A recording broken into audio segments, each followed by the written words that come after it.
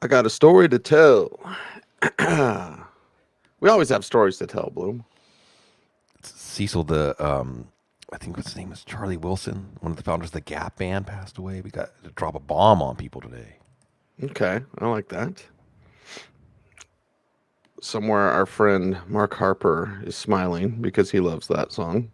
Dropped a bomb on Baby, me, you dropped a baby. bomb on me, You know what GAP baby. stands for? Do you know what GAP stands for?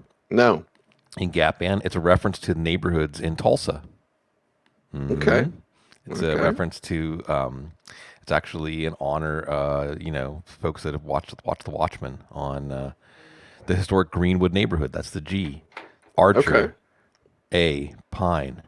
It's a remembrance of the Tulsa race massacre. Nice. Okay. That's I did not know that. That's Yeah, pretty cool, man. yeah. You dropped a bomb on me, baby. I can't do it. You dropped a bomb on me. That's good. Oh wait, we're still live. Just hanging out, All right, waking we're up just with talking. Cecil and Sigmund. Yeah. Okay. All right, here we go. The big reveal. Three, two, one. Well, last week Justin Jefferson was held down by Trevon Diggs. This week against Baltimore should be much better. Minnesota Baltimore, first game up in part two of the week 9 preview here on the Audible. Cecil Lammey, Sigmund Bloom. We are talking Minnesota up first. And Bloom, it should be a more robust day for the Vikings that you normally trust. Yeah, no, it's funny talking about the Vikings and normal. What's normal with this team? I don't even know what's normal. You know, what kind of performances we get? Are they going to go pass heavy? Are they going to go run heavy? I do think this could be a Tyler Conklin week. If you're looking for your TJ Hawkinson fill in, I think that Conklin, you've got a Baltimore defense that is generous to opposing tight ends. He's coming in warm. And then otherwise, it's pretty well straight up. You know, you're playing Jefferson, you're playing Thielen, you're playing Cook. And really, sees again, it feels like because we're at that midpoint in the season at the end of this week, that this is another one of those teams, kind of like Cleveland, Minnesota, Cleveland.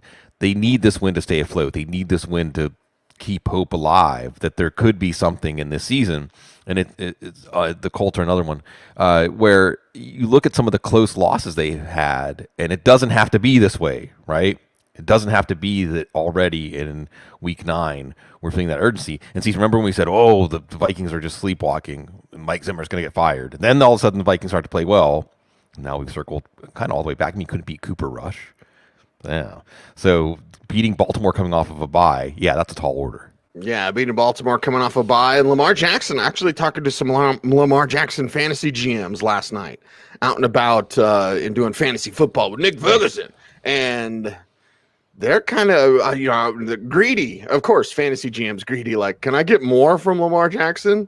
Now with more, like, yeah, maybe more as a passer, right? So we continue to see Rashad Bateman help out and Marquise Brown when he's healthy and Mandrews and all that. So the assets we already know. The ground game is one that personally I don't trust. I've never trusted. I always made fun of people when they're like I'm way more excited about Adrian Peterson. I said this last night.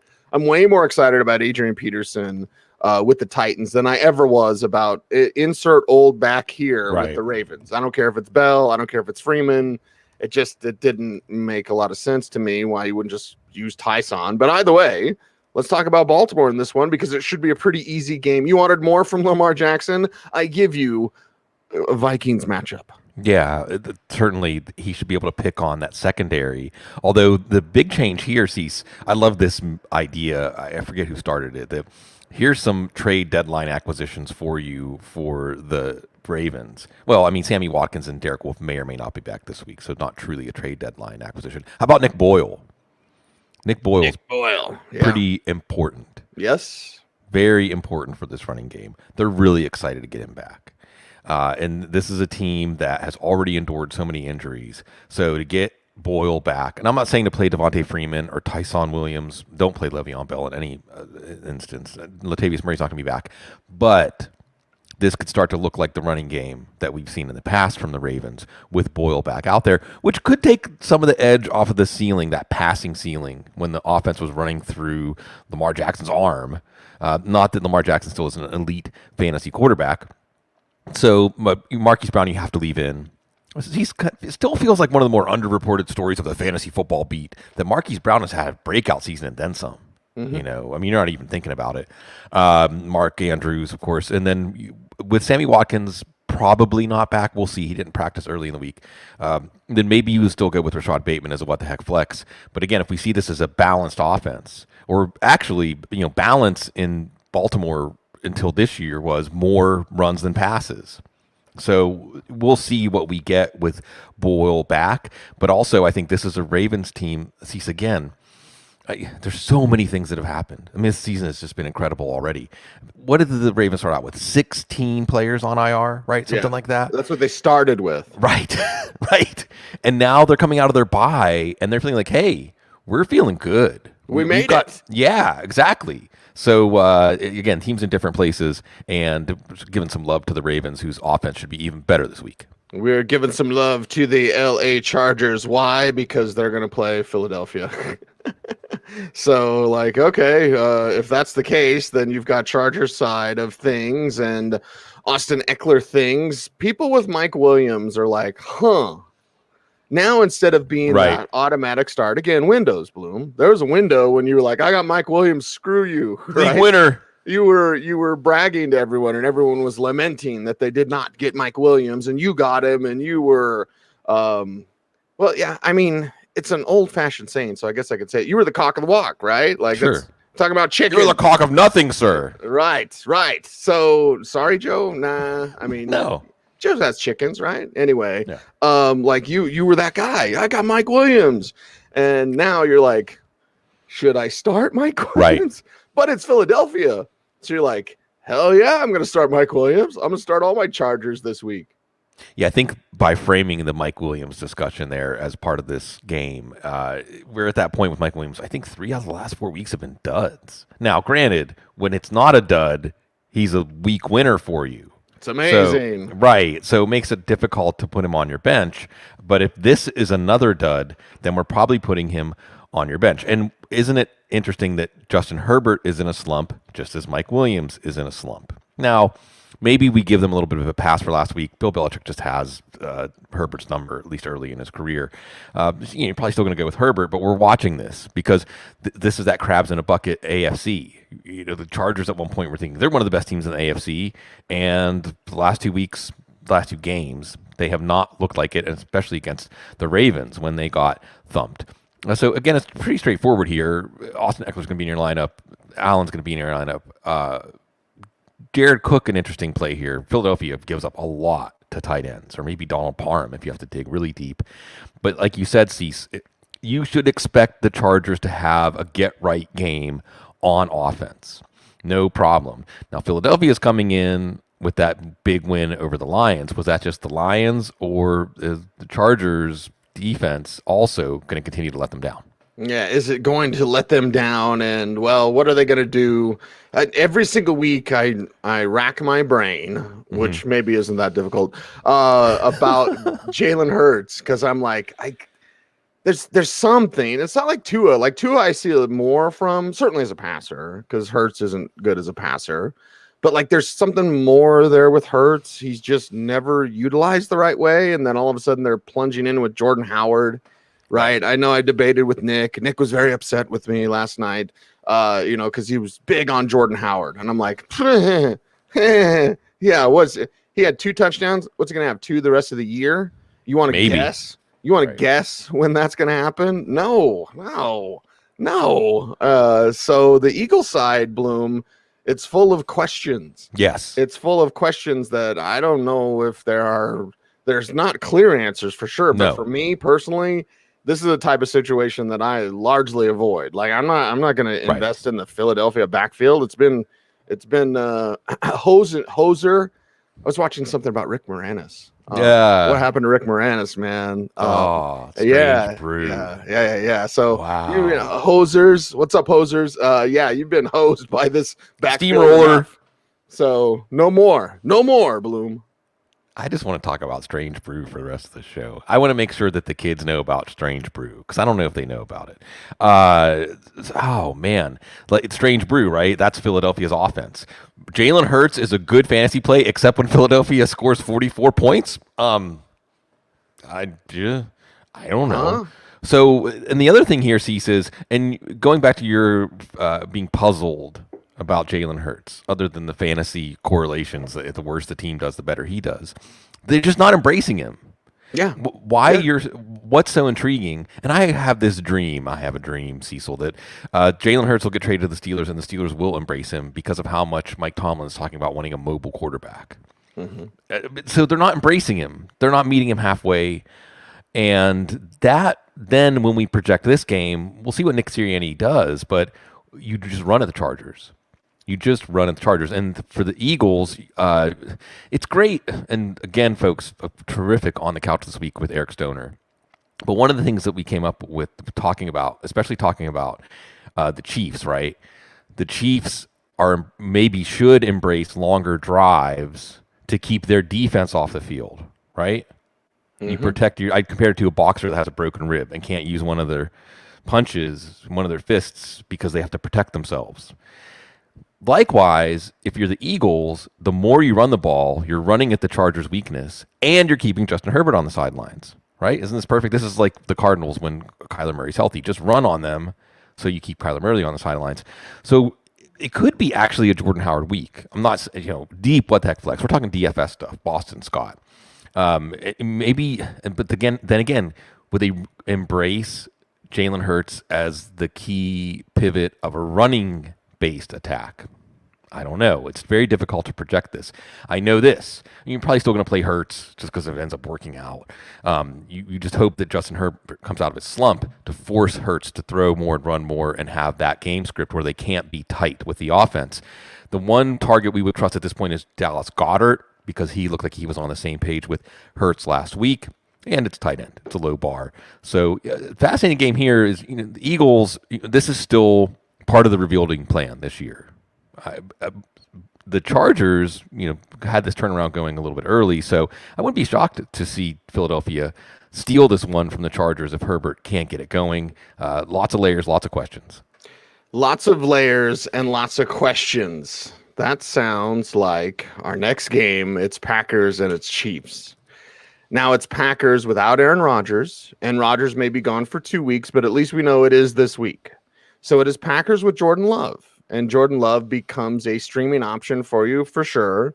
You've got the weapons out there, with your Devontae Adams and such, and Aaron Jones as a receiver and all these sorts of things. So it's Jordan Love, and that's very intriguing to me, Bloom, especially when you have a KC defense that is down. You have a KC defense that is not good.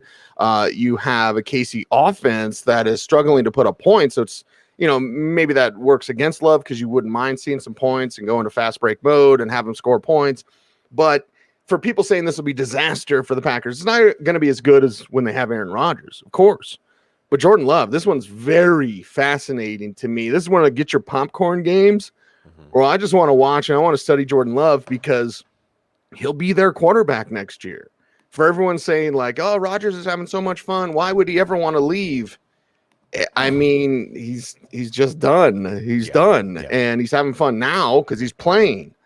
But remember, it's the people. Well, the people now is Jordan Love, and that's going to be fun to watch, or at least Bloom. Interesting to watch. Yeah, revealing. Well, there's some different layers here. You bring up Aaron Rodgers, and first of all, let's say, oh man, we don't get Rodgers versus Mahomes. Man, I mean, I think that was one of the games. Isn't that one of the extra games because there's 17 games? Well, and I would say we might get it later, like the playoffs or the Super Bowl, but like, not the way Casey's playing. I mean, it's a long shot. We'll get that next year when Rodgers is in Denver. It's definitely a long shot. Exactly, Cecil. You took it, man. I was going to say we get it twice next year. Well, two times, twice, double your pleasure. So speaking of Aaron Rodgers, though, you get Jordan Love. And again, apropos of the discussion on the couch this week with Eric Stoner, Jordan Love has got to be in the incubator for a while, right? Mm-hmm. He's going to have a much better idea of what he's looking at coming from Utah State, what he's looking at, how the plays run. He's going to not necessarily have that early career trauma. And doesn't it just intersect so well with the Matt LaFleur offense, Mike LaFleur over with the Jets? However, this gets also into where we have like friction in scouting versus execution, right? Because Jordan Love doesn't seem like a quarterback that you would draft to like run the plays. He's a quarterback that has tools. He's a quarterback that has these traits you want to use. But hopefully, you do keep the training wheels on for him. And what are you going to do in this game? Run, run, run, run, run. AJ Dillon. He's not even a what the heck flex. He's a flex. No. AJ Dillon should have 20 carries in this game. And I know we're not necessarily trying to keep Mahomes on the sidelines. This is a different Kansas City offense. The one thing you want to do is keep Mahomes on the sidelines, but it doesn't hurt. It doesn't hurt to grind out 6, 7, 8-minute drives, and you set up Jordan Love with third and short. You use a lot of play action passing. You use the run to set up the pass, and Devontae Adams will be back. So it might not be a lot, and you're going to play Devontae Adams no matter what. We already had some situations where can Devontae Adams produce with anyone? Yes, Devontae Adams can produce with anyone. I'm not saying it's automatically he's going to, but I'm not worried about him. Otherwise, we're not really going with anybody else in this pass offense because see, an ideal game for the Packers is 35, 40 running back carries in this one. And I would expect, I think this is probably Matt LaFleur, Aaron Rodgers has to sit. Yes, I can finally fully run the offense I want to run. And you get a little preview of what it's going to be next year. The Chiefs remind me of an old boar where it's still dangerous. There's the pig farmer in me coming out, right? Because we didn't clip our boar's tusks because he didn't want to be, in my opinion, cruel. I know some farmers out there would, but you keep the tusks. So you have these old boars with these huge tusks. They can't really move, but if they can get you, they'll get you. Yeah. So watch out. And Kansas City, that's why it's good to keep Mahomes on the sidelines. Like, you're not what you used to be, but you just might be. So let's lay off. Let's back off. Against Green Bay, what does Kansas City do here? Now we can go ahead and talk about Derek Gore and, what the heck flex and all those sorts of things. And maybe the answer, the elixir is running the ball more. The problem here, it's not Mahomes. It's not Hill, Kelsey in decline. You had that discussion on the couch. Great headline, by the way, Bloom. Anyway, you wonder, like, is Andy Reid going to realize that?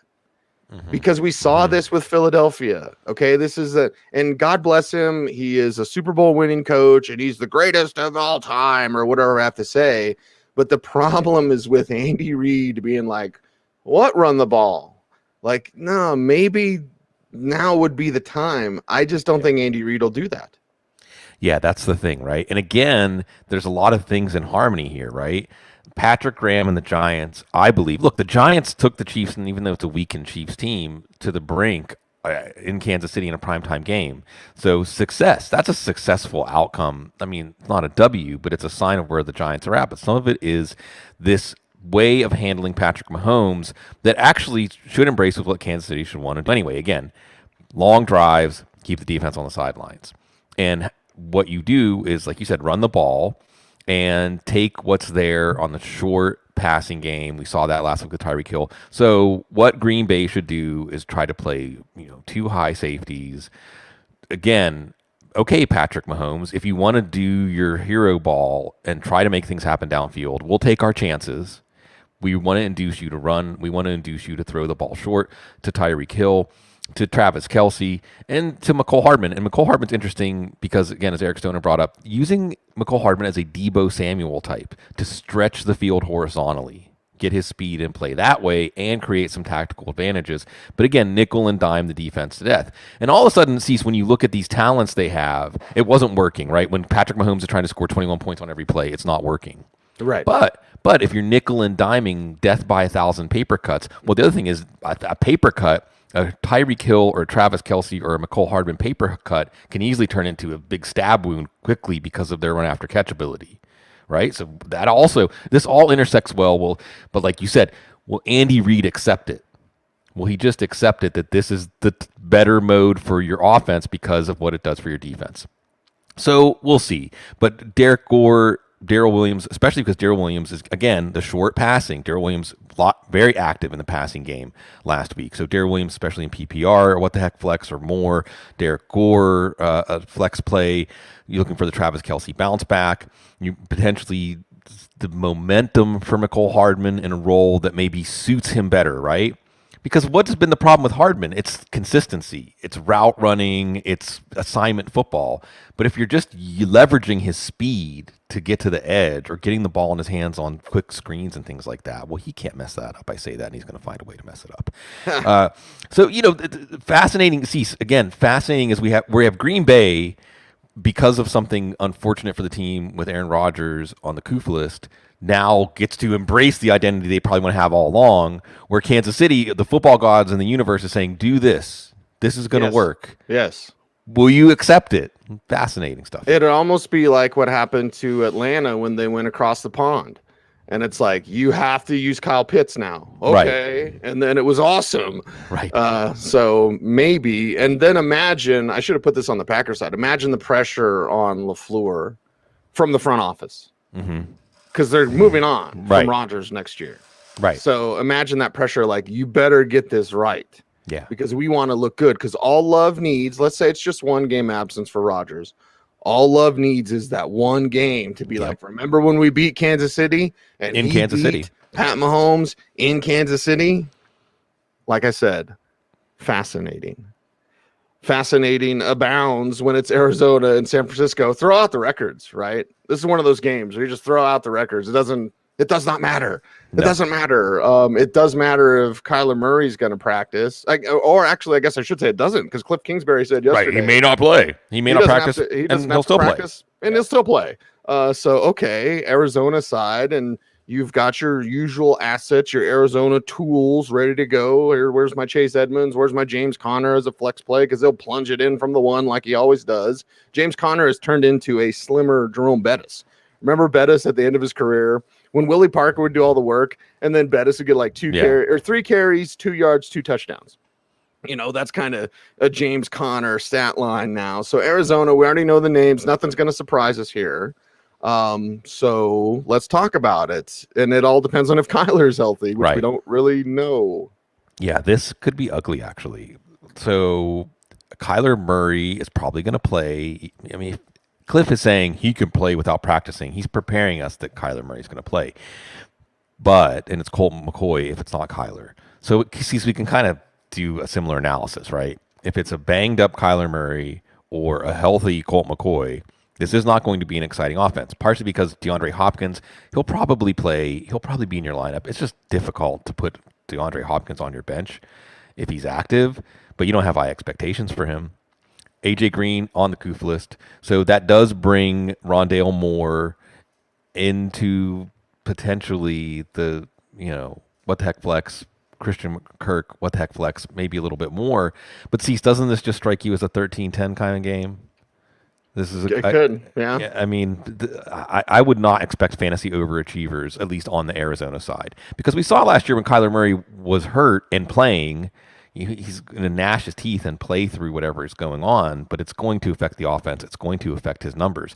I don't think there's one strong play in this entire offense against a San Francisco team that could get D Ford back this week. Certainly a San Francisco team, see some of these teams, I think if they're at a crossroads saying we've got every game is kind of a must-win game at this point if we want to continue to entertain the thoughts of going to the playoffs or going deep in the playoffs. Some of these teams, I think it's giving them anxiety, right? Like, how did we end up here? With San Francisco, it's like, okay, we've been through some turbulence in the first half of the year, but now things are starting to settle down and we're starting to get everybody back and we're starting to look like the team that we envisioned going into the season. Whereas for Arizona, remember, last undefeated team, right? Everything's great. Cover story, look at the Cardinals. But can you win a game that you have to win, like the games the Steelers have been winning? Because it was for a while, wasn't Arizona, Pittsburgh West, right? You just win by making a play on defense. You win by making a play on special teams. You win by grinding something out, individual plays, like Nuke Hopkins makes a play on a day that you're going to be weak against a rival. And that's where I think San Francisco, they're loving this. And I think this could be a game that San Francisco rolls because they're going to get back George Kittle. And I think we don't understand how important he is to this offense. Yeah, incredibly important to this offense and everything that they do. And they already have Debo. And when we know it's just Jimmy, I had a dream last night. This is so very weird. It actually might have been this morning. Like when I text you coffee, I'm usually still dreaming, Bloom. Yeah. Every morning, just behind the scenes for everybody to know, like before we do the show, I'll let know Bloom I'm awake by texting him coffee. Right. It is I always give nods to everything. You notice that? Like on my show, when I say good evening, Colorado, that's a nod to Good Morning Vietnam, to Robin Williams. My love for him. Stay frosty is a nod to the military because it's a military term. But my coffee is actually a nod to John Wayne from True Grit. When Maddie wakes him up and he's like, coffee. Coffee. That's all I could say. Anyway, I had a dream. I talked to Mike Shanahan, but Mike was like sleeping in his car.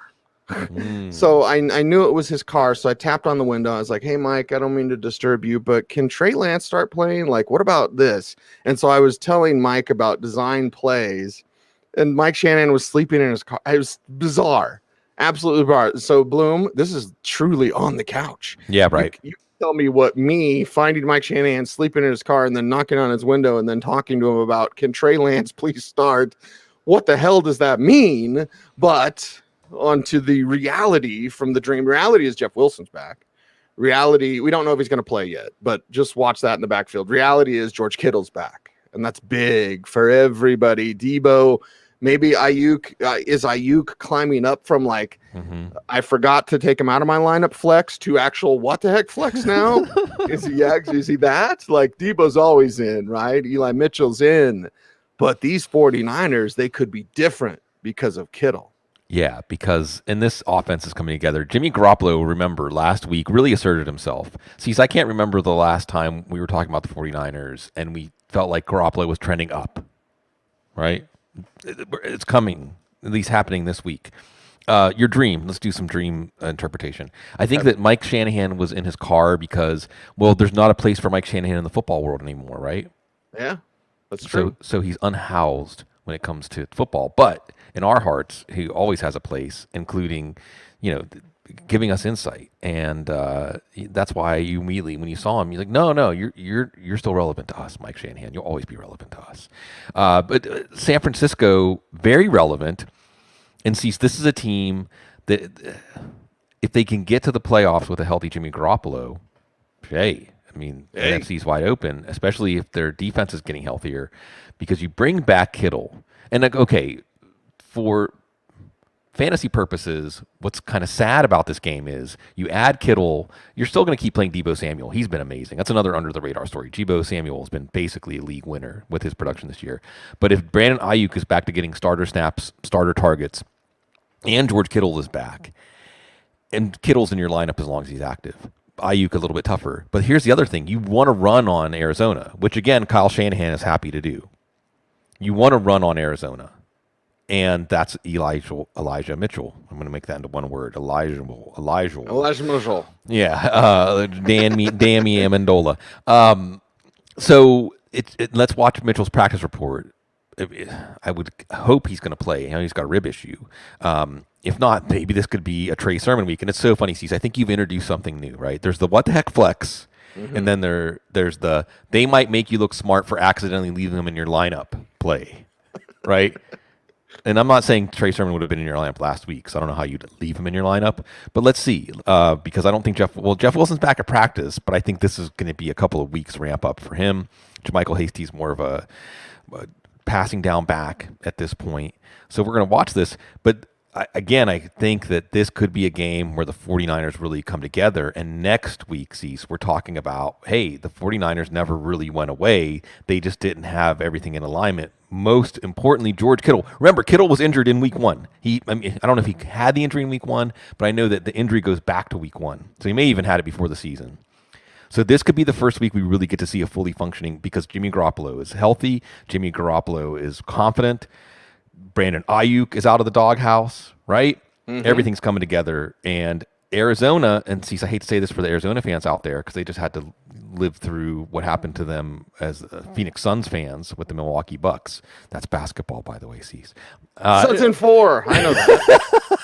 Suns in 4, exactly. Suns in 4. But the NFL is cruel. The NFL is brutal. Yeah. And now that Jimmy's healthy and confident, you know what's going to happen, and I don't want to manifest this, but he's going to get banged up. Yeah, well, that's the other thing. And maybe it's Trey Lance after all. He's playing at the top of his game. He's so confident. Oh my God, he's hurt again. Yeah, but we've seen this Arizona team fade. So again, all these games, I think we can start to feel that tightening of the importance of each game for these teams, and this one is very important. Do stoners like Pepperidge Farm? Yeah, I mean, like our man Jason, he's always talking about Pepperidge Farm. Farm's okay. Pepperidge Farm is okay. I mean, the goldfish is still like the jam. Unpaid endorsement. Yeah. Oh, Pepperidge Farm. Send this. I'll sit here and see. Oh yeah, these Parmesan goldfish. Yeah. We're talking about Jimmy Garoppolo. We're talking about Parmesan. Can we wrap in a product with every single take that we have? Absolutely. Is that a challenge? Yeah. Because I'm up to it. Yeah, we might be able to do that. That's for sure. We might be able to talk about Tennessee against the Rams. Rams could be the number 1 fantasy defense this week. Prove me wrong. Okay, louder with Crowder. Let's debate that a little bit later, but first we got to talk Tennessee side. Fantasy GMs scrambling, the biggest question of the week. I don't have Derrick Henry. What do I do? I have Jeremy McNichols, but he's a flex play. Is he what the heck flex play? I have Adrian Peterson. Same question, and they're about the same level, honestly. Running back 3 flex options. I'm very curious. I am anticipating that one day Peterson will get the full load of the carries, maybe not the full load, but a healthy load of the carries and be average. You know what I mean? But he'll soften up things. He'll set things up for play action passing, set things up for Ryan Tannehill. And of course, you're always starting AJ Brown. That's never a thing. Julio Jones, I benched Julio right so many times last night for people that had questions like, oh, Julio, like, no, like if it sounds good to start him and then he gets hurt during the game or gets banged up or whatever. So the 1 week Julio goes off, you want to guess which that week that is, and against the Rams, and the Rams with Von Miller. Anyway, we can mix in Rams defense if you want, Bloom. Right. If you could tell, I'm excited for Von wearing number 40. But let's talk about Tennessee, because this is the ultimate game for fantasy GMs this week. What do you do without Derrick Henry? Right. What if I told you the 2 most important players in the Sunday night game in terms of notoriety or stories would be Von Miller and Adrian Peterson? Like last week, that would have made no sense at all. Right. I mean, that's the NFL for you, right? The big Rams-Titans showdown featuring Von Miller and Adrian Peterson. Huh? Yeah, the NFL in 2021. So they're going to let this backfield sort itself out, right? Which in some ways for fantasy is good because we don't have to necessarily rely on rational coaching. It is going to be rational. If Adrian Peterson is running hot, it's going to be Adrian Peterson.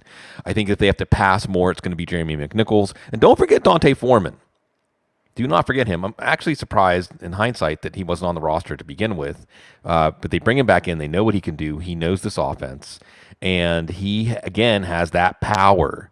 He has that. Brandon Staley, right? You run the ball because you force the defense to take on blocks and tackle. And when it's Deontay Foreman or Adrian Peterson or Derrick Henry, that is a task that wears you down as the game goes on.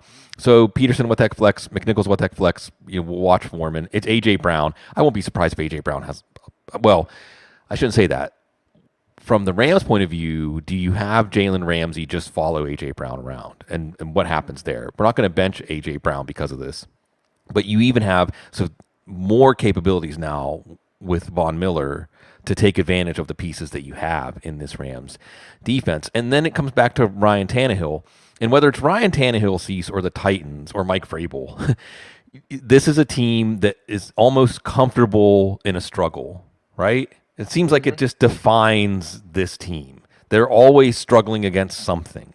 There's always something that they've tripped over or the obstacle that has been put in front of them. People like that, and sometimes those people are the ones that put their own obstacles of course. away. Yeah, exactly. The old Jameis Winston light the house on fire and then put it out. This could be a game where Ryan Tannehill just digs down and finds ways to make plays with Marcus Johnson or Chester Rogers or Michael Pruitt. I don't know, but that's the kind of game it could be as Tennessee enters the post Derrick Henry era, at least in 2021. In 2021, and the LA Rams, they are rolling. And just take a gander at last year's stats compared to this year's stats for Cooper Kupp. He's almost matched his yards for the entire season. Last year had 3 touchdowns. This year has 10. His career high is 10. We're halfway through the year, by the way, Bloom. Right. And it's damn near 1,000. He's at what, 950? What's he at, 930 or whatever? Right. He's going to be a 2,000-yard receiver. We've never had it. And I know it's 17 games, so, whatever. But he might get it before 17. And I'm here for it, right? I'm here for it. What's the meme? Did you see the meme floating around? Like, it had Cooper Kupp. I think he was like in high school or just first in college. And it was like, hey, this is the guy that's going to break Calvin Johnson's single season record. Like, okay, yeah, that's the guy. But that's the guy that's working with Matthew Stafford. It's working. Sound like Anakin in Phantom Menace. Yippee is what you're going to be saying if you are. I can mix movie quotes into every take. Yeah. I don't know about product placement yet, but I'll work on it. I was studying my new soda weight loss commercials last night. But anyway, Good. Different story, different time. Let's talk about the Rams. They'll make you fat and sassy in fantasy. You'll need a diet after you gorge on Cooper Kupp's fantasy points. Because it's Tennessee's defense. And I know Tennessee's defense made Kansas City look bad, but it's Tennessee's defense. All right. So, yeah. Stafford to Kupp, Bobby Trees, Robert Woods, break ties in favor of him. Maybe even Tyler Higbee, who hasn't taken off as we'd hoped, but it's Tennessee's defense. And Darrell Henderson. And by the way, Cecil, I was thinking about this when I was prepping for the show. Maybe Darrell Henderson's going to show, after all, that they didn't need to draft Cam Akers, right? Mm-hmm. And complicate things for fantasy going into next year. I think that certainly with Cam Akers, what we've seen with Marlon Mack, there's some hope there that the Achilles is not going to render him a shadow of what he used to be. But you have to think that everything's going to work for the Rams on offense here, which may, in hindsight, make Jeremy McNichols the best play out of those Tennessee running backs just because he's the one on the field when they're in comeback mode. He's on the field when they're in passing mode. But as you pointed out at the beginning, Cecil, that's also Von Miller pins his ear back, Leonard Floyd, Aaron Donald. Oh, man. Can we get Von Miller and Aaron Donald next to each other, like Justin Smith, Alden Smith style? Mm-hmm. Yeah. So, you have to love it, Cease. I mean, real quickly, I don't know why more teams aren't like the Rams and Sean McVay. I mean, why wouldn't you push everything in? Why wouldn't you steal draft picks from future teams when you have everything set up? How many more prime years of Matthew Stafford are you going to get? Right. How many more years is it going to be like this year where it's really wide open and a team that gets hot in January can win the Super Bowl? Why wouldn't you go get Von Miller? A second and third round pick? So I love that they're doing that. It makes the NFL more interesting. Makes it more interesting and makes it more fun. And then we get to Monday night And then we get football. to this game. Right. Oh, boy. Okay. Monday Night Football. Bears and Steelers. Probably shouldn't have many players in this one. Deontay, we'll get to Steelers side in a little bit, but let's talk about those Bears. Now with more Matt Nagy, which means, well, I'm not very interested. No. Steelers tough run defense. Yeah, but Khalil Herbert's a good running back. It's like when Alex Collins faced him and people are like, I'm not starting Alex Collins. I was like, I'm starting Alex Collins because he's good. I don't care if the Steelers on paper are good against the run. You got a good running back. You can run against the Steelers. Alex Collins did. I think Khalil Herbert can. Now, I don't trust Matt Nagy at all, which means I really appreciate Justin Fields. I'm not going to say I love him. I love him, but I appreciate him. I appreciate his game. I appreciate his knowledge of the game. I appreciate his work ethic because I'm not Dan Orlovsky running with garbage information before the draft. Oh, my God. So terrible. Anyway, let's talk about, speaking of terrible, Matt Nagy. Let's talk about the Bears getting their coach back, and that means you're benching your Bears that you weren't playing anyway. Does that count? You're staying on the bench. That's what you're saying this week. No chance for them to be the player you accidentally left in your lineup that makes your week because they weren't in your lineup last week. Khalil Herbert, right? I mean, the Steelers aren't going to run away from the Bears, so that nice, slow in the driveway, pass the ball 15, 20, maybe 25 times at the most. That's going to be a fine game plan for this team. Khalil Herbert's going to touch the ball a lot. And like you said, this is not the Steelers' run defense that you just avoid. So Herbert's a solid play. Good luck, Justin Fields. Although it's the neurotic Steelers fan in me that can just picture Justin Fields making a few plays in this one. Maybe not enough to stick your neck out for him in fantasy. Maybe as a quarterback 2 super flex. I don't know. But certainly not necessarily forecasting a big day for him in fantasy, but the Steelers secondary can have a big breakdown. Maybe Darnell Mooney on an extended play or something like that. Can you tell I'm always thinking of the worst case scenario? But last week, the Steelers-Browns was a 15-10 game. This is going to be a 15-10 type game. I mean, this is what that's a Steelers win, right? That's how they win. Probably. Although the Bears are like, that's our kind of game too. Hey, 15-10, that's our kind of score too, right? So at least the Steelers will have a kicker this week. I do like the Steelers defense because generally Steelers at home, prime time, going to be good stuff. Maybe not good for fantasy, but one that keeps alive the chance of this team sneaking into the playoffs, playing a little spoiler. You never know. You just never know. With the Steelers, you just never know, except for Najee. You know about Najee. You know about Deontay. So roll with them. I think there's some fantasy GMs out there. Maybe you lost Noah Fant and you didn't get Albert Okwuegbunam, so Pat Freiermuth becomes an option for you. So let's talk about these Steelers. Just a few that could be fantasy relevant, but they could be quite nice for you. Right. Cecil said stay frosty. The few, the proud, the fantasy relevant Pittsburgh Steelers. Najee Harris, right? Deontay Johnson, and maybe Chase Claypool. But Chase Claypool, again, I think, I like Chase Claypool going forward, not in this game, because the Steelers' schedule gets really interesting after this game and Detroit next week. Yeah, maybe Claypool will be good next week. Then, but you got the Chargers, the Bengals, the Ravens, the Vikings, the Titans, the Chiefs. Those are games where maybe they'll have to come out of their shell a little bit. So I don't know if it's a Chase Claypool game. And even Deontay Johnson, before the 50-yarder that basically clinched the game last week, was having just a ho-hum fantasy day, and the Steelers were winning. So that's where we are. When things are going well for the Steelers, they're not a fantasy point factory, and that's okay because this is about as good as this Steelers team can do. And you let guys like Minkah Fitzpatrick and Cameron Hayward and, of course, TJ Watt, you let these guys make the plays that decide the game. And as long as Ben Roethlisberger's not turning the ball over, he's not making the plays that are deciding the game. That's the plan for the Pittsburgh Steelers. That's the plan. The Steelers every day. There you go. Bloom, you got to give me an every day too. Every day. It's fun. Every day. It's fun. It's awesome. It is. I'm going to make some spaghetti and meatballs, but before I do that, actually I can't have spaghetti anymore. Before I do that, it is time. Spaghetti squash, Cecil. Have you had spaghetti squash? Yes. Yeah, I can have spaghetti squash. It's in season too. I can have 2 cups of spaghetti squash, I believe, twice a week. I'll have spaghetti to look at my list. Spaghetti squash is delicious. Yes, and it's in season. It is. And if folks don't know about spaghetti squash, a little olive oil. This is why people really come. This is going to turn from a fantasy football show into a diet tip show. Yeah, because then we're going to be like, and then the Grecian formula, and then I got some pills. The pills that they advertise, on every single football game. On every single game. It's like, man alive, there's a lot of... Anyway. Let's talk about... I got sweet potatoes as my what the heck flex side dish today, Cease. I can't. Okay. How about this? 3, 2, 1. Let's talk about what the heck flex in week 9. You look over your lineup, you need some pills. I mean, you need some punch. And who are those players to give you some of that punch? Well, what the heck flex is very interesting. Derek Orr, to me, is what the heck flex level. One of those Patriots backs, Brandon Bolden, Ramondre Stevenson, whatever. What the heck flex? Somewhere in there, there's a what the heck flex. I think Mark Ingram could be actually more than a what the heck flex, just like A.J. Dillon.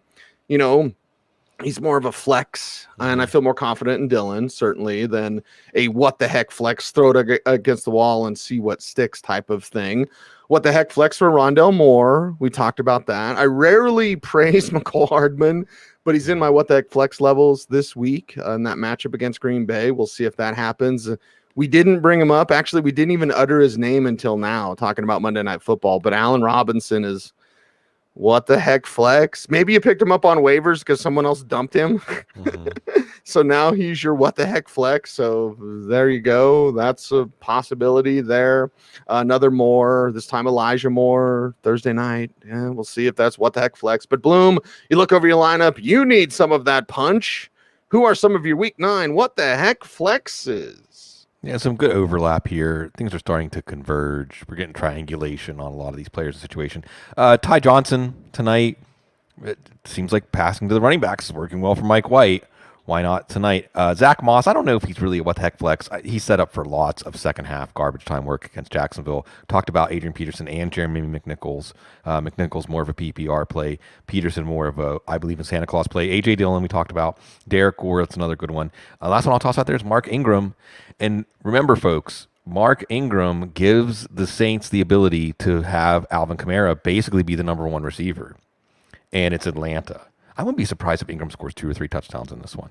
Wide receiver, what the heck flex this week? Jameson Crowder and Elijah Moore. Again, Mike White revitalizing that offense. Zach Pascal on the other side of that game, by the way, with T.Y. Hilton banged up. It's the Jets secondary. So it could be there for Zach Pascal. Hunter Renfrow. And you just think the Giants, again, Patrick Graham had something. Hey, let's play 2 high safeties. Let's just see if the defense can handle bend but don't break. That sounds like a lot of passes to Hunter Renfrow. Tajae Sharp against New Orleans, and we're going to see if Kyle Pitts gets that number 1 receiver treatment. Marshawn Lattimore on Kyle Pitts would mean that Sharp is going to get a little bit better matchups and coverage and probably be one of Matt Ryan's favorite targets in this one. Christian Kirk, Rondale Moore, we talked about, might be the main receivers for, well, we'll see, probably a banged up Kyler Murray. And we got to remember Van Jefferson. It's the Tennessee defense. All it takes is one deep ball to hit for him to make your week. To make your week. You make our weeks every week. How about that? Every day. And every day. Every day they want to listen to us, Cecil. Every day. Tell a friend. We talk about spaghetti squash and they still listen. Every day. And we appreciate you guys. Tell a friend. Hit that like button. Here's how you tell a friend YouTube-wise, Bloom. Like, comment, share, subscribe, hit the notification bell so that you never miss a vid. But when you do those things, and you're commenting in the chat room, comment below as well, because that helps the algorithm, the ever clandestine, enigmatic algorithm for YouTube. But we know those things do help. It gets our videos in front of other people. And I'll say privately, like, we have huge retention rate in terms of like how many of our subscribers actually watch most every show. New people. We need new people. We need more people. So we thank you guys for doing that. The way that you can thank us is those YouTube things: like, comment, share, subscribe, notification bell, never miss a vid, all those sorts of things. And if you love the show and you want to support the show, then go to footballguys.com. Click on that join now button, upper right hand corner, and join us on this fantasy football journey. So much fantasy football content. It will make your head spin, and we are here for you every single week, going through dynasty information, going through redraft, going through DFS. All those sorts of things are available at footballguys.com. And then check out our rest of our YouTube shows. Mailbag show has been fantastic, a revelation. So make sure to check out what Dave Kluge and Victoria Geary and Troy King are doing there. Of course, we have our Dynasty show. Chad and Jordan always hold it down. They've been holding it down for a few years here with us at Football Guys. So we appreciate that. Dynasty newsletter, Chris Allen, of course, Adam Wilde, getting it done as well. As it's just fantastic. Great Thursday night show, Bloom. You got Thursday night show tonight, so you guys are always be rocking and rolling. Yeah. I'll be on assignment. I'll be standing around shaking hands, kissing babies. At a public appearances are always very, very interesting. Like, I'm here. I feel like I'm in a water tank sometimes, like, right, where you just come by and people are like, "Ooh, there's Cecil Lammey." Like, don't tap on the glass. Right. I'll scare him. I'm scared very easily, but you guys help. And that's for sure. You guys help very much so every single day, every day. It is the Audible. He's Sigmund Bloom. I'm Cecil Lammey. Thanks for watching. Thanks for listening. Stay tuned and stay frosty.